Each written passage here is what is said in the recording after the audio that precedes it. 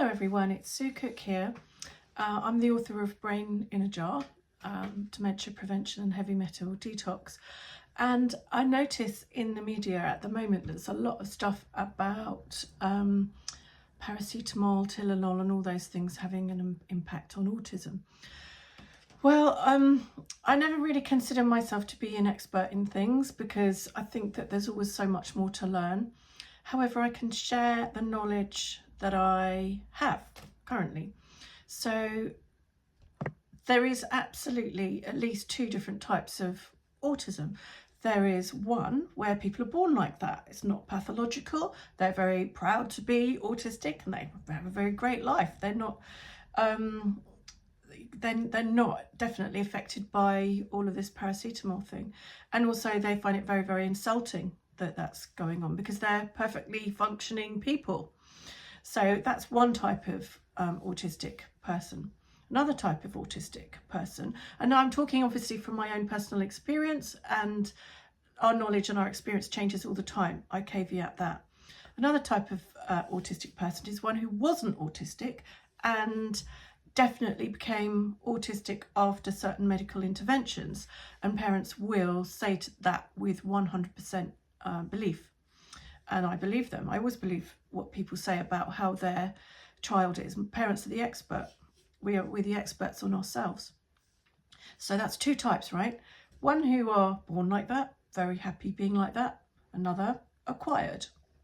And then perhaps we have a third where you have somebody who was perhaps born autistic and they're quite happy being like that. They're probably quite young at the time with what I'm going to say though.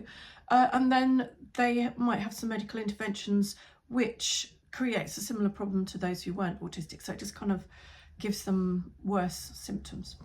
So just caveating what I say with that. So we've got natural autistic, acquired autistic, and then a blend of the two, at least. And at least this is what I'm observing.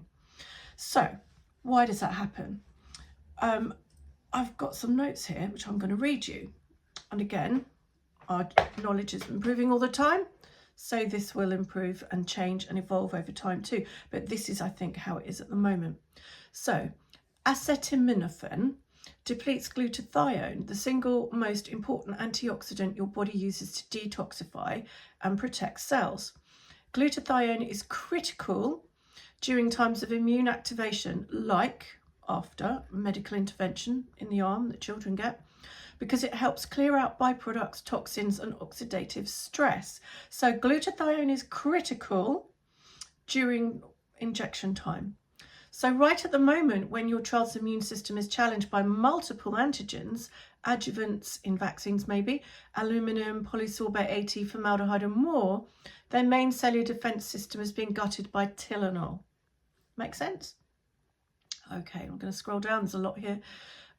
So kids with autism often show, and I'm assuming that when this article is referring to acquired, not innate, okay? So we're not making anyone wrong here. I have to just make sure that's very clear.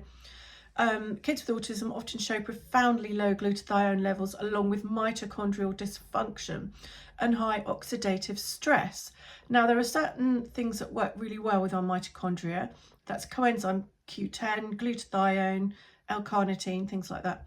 Giving Tylenol during these critical early immune neurological windows could exacerbate these vulnerabilities and ramp up systemic inflammation.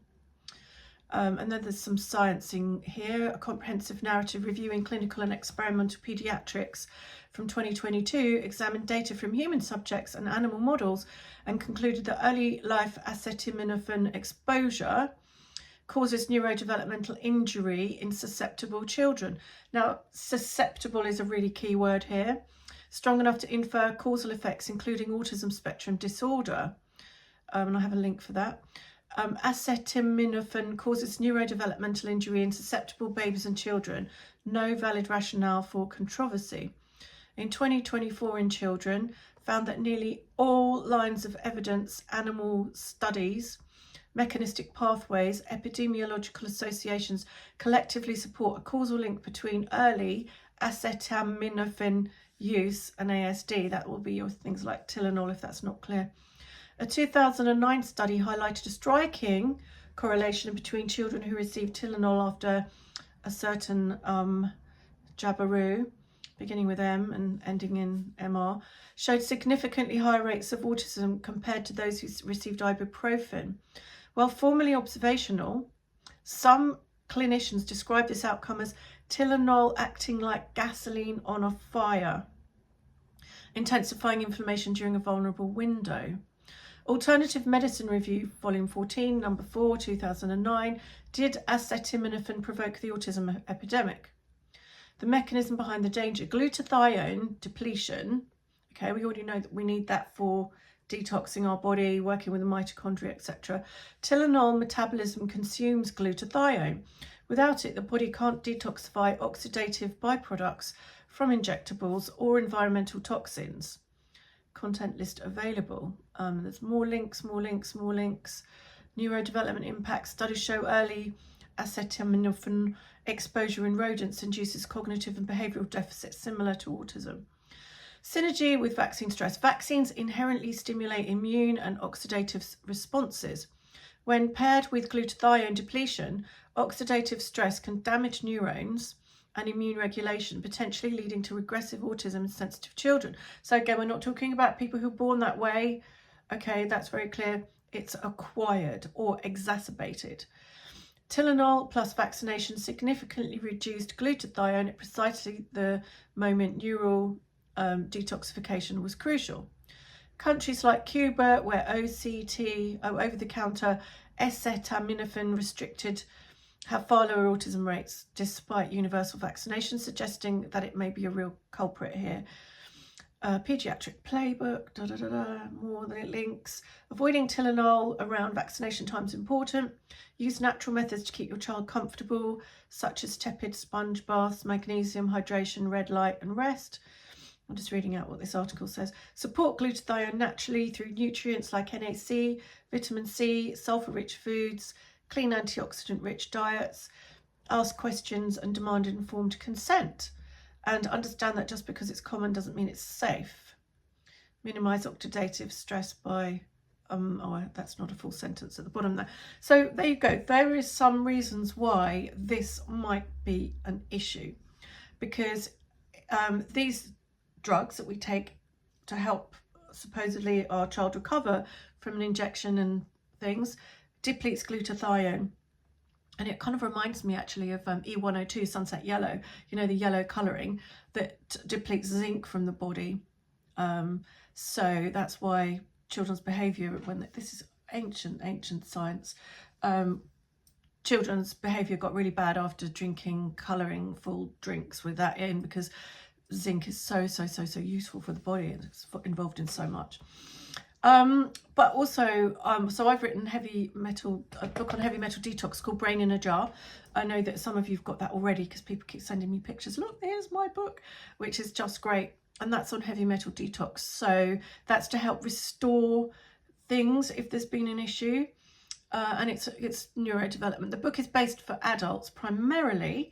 And the neurodevelopment for sure will work on children, but you might need something more detailed. And actually, I have just written another book called Level Up, How to Be a Neuro Ninja, and that one is for children and parents to work through, but it doesn't include all the heavy metal detox stuff. That's in Brain in a Jar. So that will be available soon. I've just sent off approved copies. So it's all been happening here. So that's my take on it. I am sure I will learn more over the future and I will update this information, but that seems to be what's occurring. So there's no blame apportioned to anybody. I know that people parents especially feel very guilty about things they may have done to their children, and it isn't about that. This is really about problem solving. Some people are born autistic, that's natural for them, there's nothing wrong with them, it's not pathological.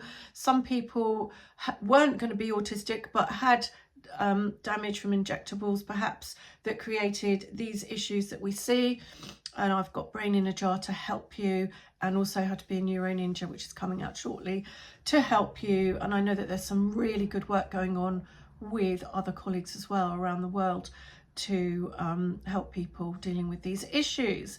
As I always say, there's many paths up the mountain, but just do what you can. But that's me over and out for now. I'm Sue Cook, and I will post my links below.